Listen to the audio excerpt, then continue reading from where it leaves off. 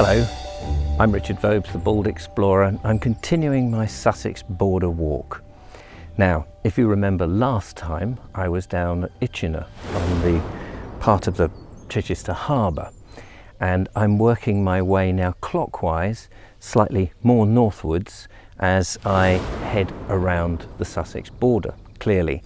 Now, in order to take the next stage and be as close as I can to the Sussex border, now bordering on with Hampshire, I ought to be over in Thorney Island.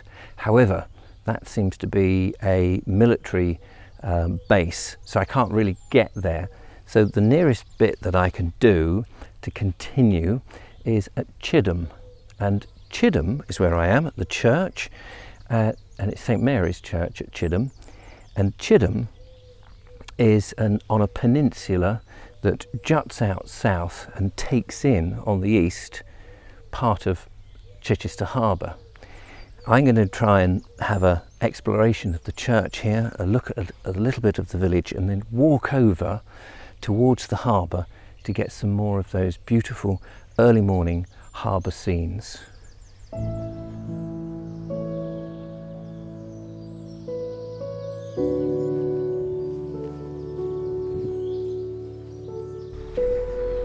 I've come, as ever on these videos, on a very early morning because, as ever, A, I like the light, and B, there's nobody about.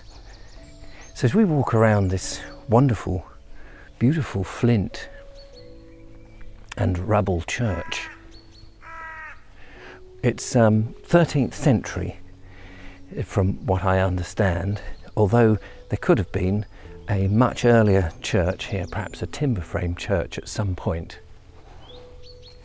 The bell cot, which is above, it seems to have two bells, I think, by the looks of things, is 19th century and is a later addition. And like most churches, you know, it's been chopped and changed, and it's got lancet windows, but not all the lancet windows are actually early. Some of them are much later additions, but keeping in the style of its original build, I suppose.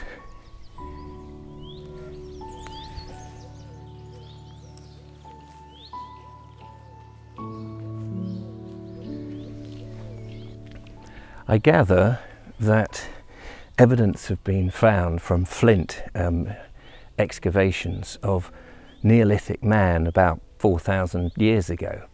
So there's been occupation here, and actually reading on the website of the local village, it does say that the people who were here were more likely to have been farmers rather than sailors or fishermen, even though on the peninsula it is basically surrounded by water, which is very strange. But apparently the soil deposits here are brilliant for farming. As I walk around to the north of the church, I think we see probably what was a 17th century manor house, which is adjacent, and again it has its wall and little gate that takes you into the churchyard.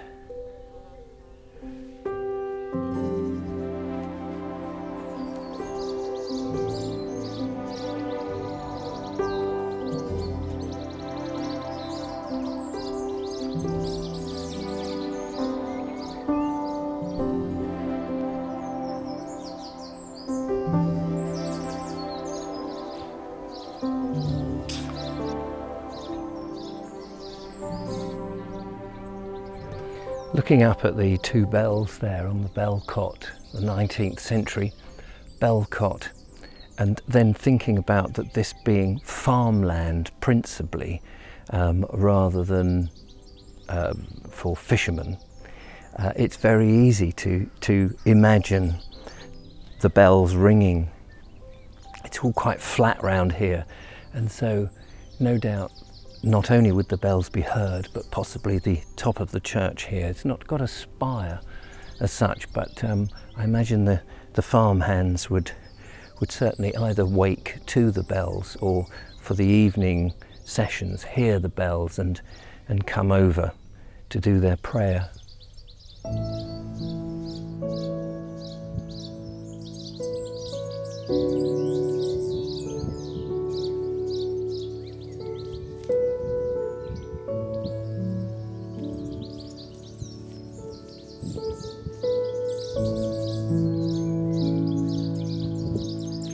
For me, there is something very poignant about these old lichen-covered gravestones that have the ivy creeping over them.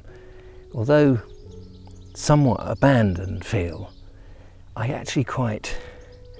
quite like that nature is, I guess, taking over, but taking the spirit of the person into the nature of the world. I don't know if that means anything as such, but I quite like that rather than the stones being polished up and trying to keep new.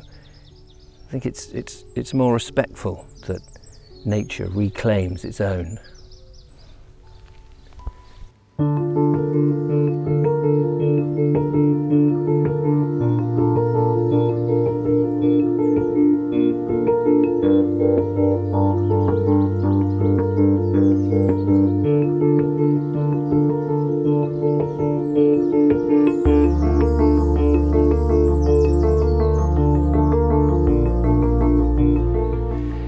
I don't know if I've got here too early or whether it's certain days that the church opens, but unfortunately another of the churches are locked. We had a great opening of the churches fairly recently, and it's a real shame. However, they're particularly high up on the old social distances and the track and trace and all of that. I did get inside the church. At the end of my filming, which you will of course see the next bit in a minute, I returned back to my van where I parked outside the church, and I managed to get inside. It had been opened, and what a beautiful church it is. Have a look.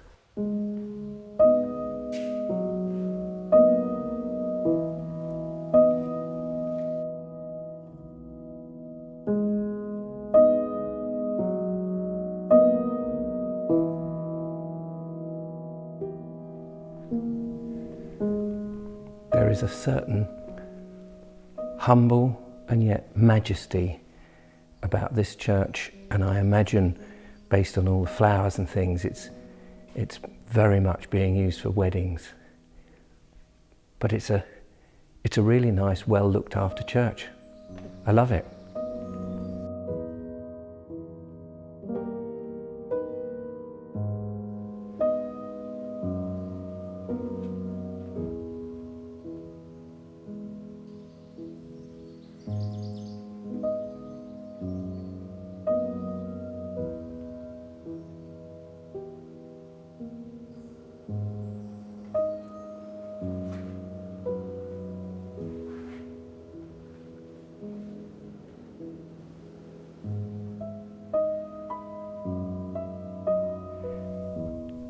Well, that was a spot of luck. But now, back to the main story.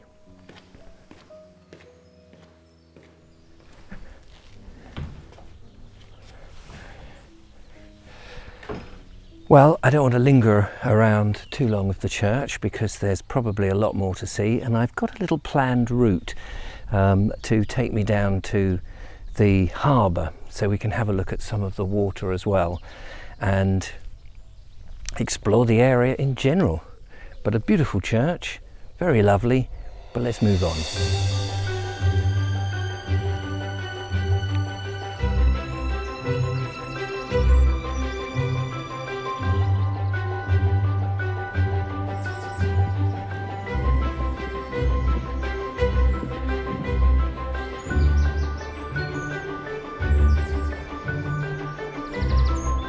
Just leaving the church now, and I notice the old rectory, which I believe has had some recent work doing to it, but it looks a beautiful old place, and you can't help feeling how important the vicars and rectors used to be for the churches, because very often the buildings that they lived in were quite palatial, even if they weren't actually owned by themselves. And I noticed that to the east of the churchyard, east of the church rather, there is a spillover churchyard just here, St Mary's, where presumably more of the modern graves will be found.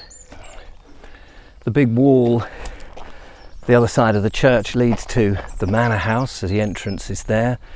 There's a footpath to my immediate right, and actually I realised I'm actually walking away from the main village. There's not that many houses here, and I notice again on the website of the local village there is huge concern that there is going to be an unprecedented development here. That's what the government want to do. It's happening everywhere. You would have heard me talk about it in my other videos. And apparently they want to build 800 houses on this peninsula. There's only 1,003, I think, according to their website, houses that already are here. So that's almost a doubling of the house stock and the population of this area. And it just staggers me that that would even be possible. What a beautiful, quiet peninsula here. Farming, perhaps some fishing, some sailing.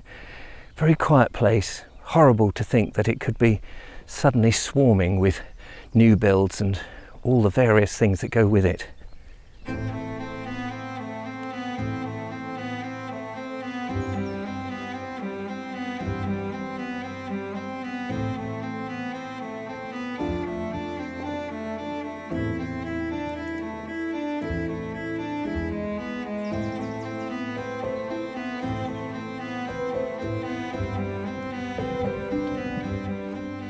Just walking down this lane, you see the separate properties, the large size of the properties, which shows really, I think, how this part of the world, Chidham, developed. Obviously the farming was much more productive and more valuable than perhaps fishing, and hence you can see, you get a sense of how things have developed over the years, of how much money started to roll in, how important the farming was, and the markets of Portsmouth and Chichester and possibly up to London from here would have been incredibly valuable. So it's not hard to see why this was such a prosperous place.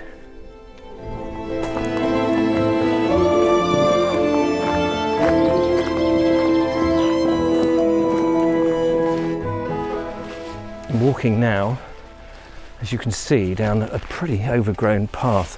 It seems that it's very little used, passing what appear to be empty and redundant, possibly abandoned greenhouses, which is quite staggering.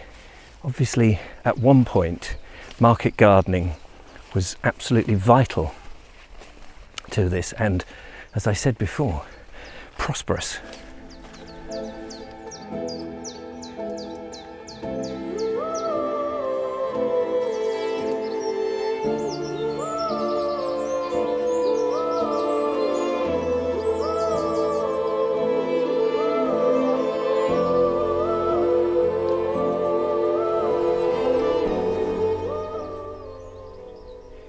Can't quite make out what's going on inside. Perhaps some of them are still in use. It looks like there are flowers in there, so maybe flowers is still grown, I don't know. Some of them definitely overgrown, or maybe it's just plants that have gone to seed and have flowered. Difficult to tell over here, can't get perfect views. But fascinating all the same, and that's what I love about things like these walks, because no matter where you go in the country, you think it's just a walk, and it's not just a walk. There's always opportunity to discover something new.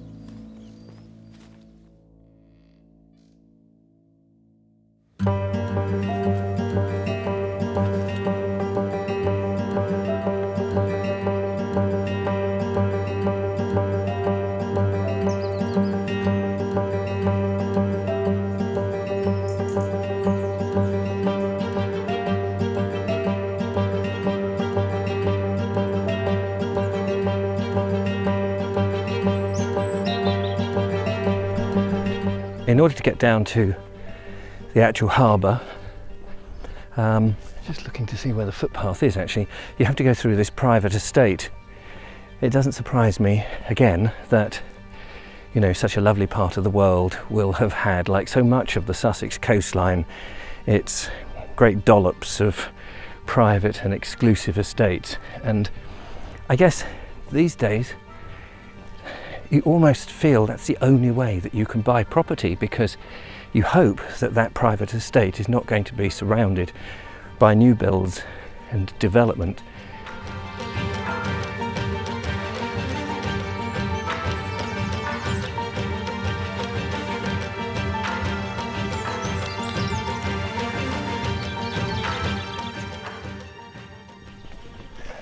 It's interesting, even in the exclusive houses here, they even have signs in their windows saying "Save our villages." So they're on the side of everybody to try and save that land.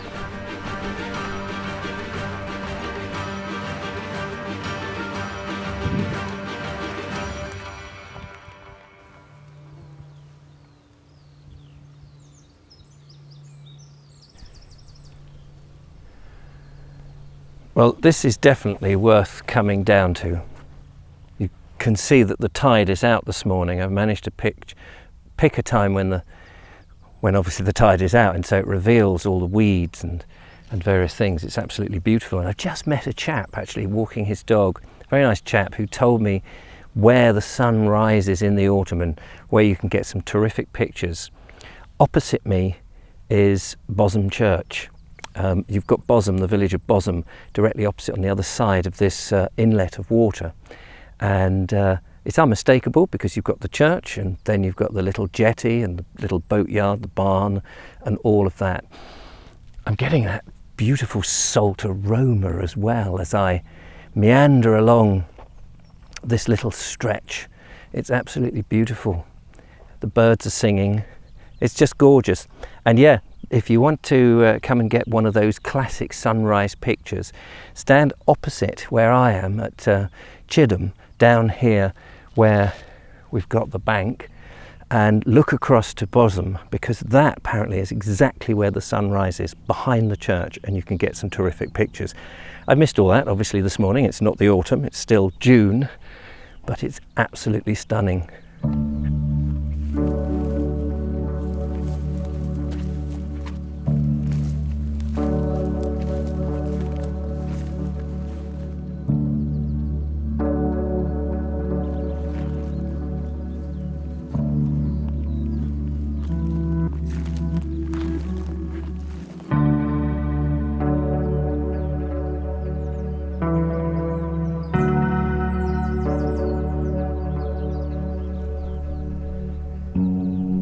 It's times like this I really wish that I brought my long lens with me and a tripod, sandwiches, flask of coffee, slightly less hot clothes, because the temperature now as the sun is rising, it's probably only nearly 8:30 in the morning, but it's already getting hot, and there's thunderstorms predicted for tomorrow, so I'm glad I've come when I did.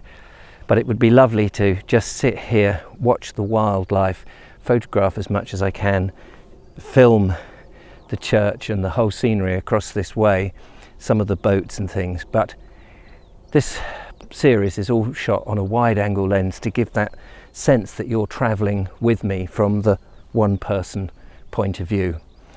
Anyway, that's it for this one. I'm going to have to look at the map now to find out where I'm going next. Not quite sure, got to get back closer to the border. But from Chitim, south west of Chichester. Thank you for watching. Don't forget to become a patron and support what I do. It's only possible with your help to put diesel in the van and help me pay for all the various expenses so I can carry on making these great videos. Give us a thumbs up if you've enjoyed it, make a comment down below, and I'll see you on the next one. Take care. Thanks for watching. Bye bye.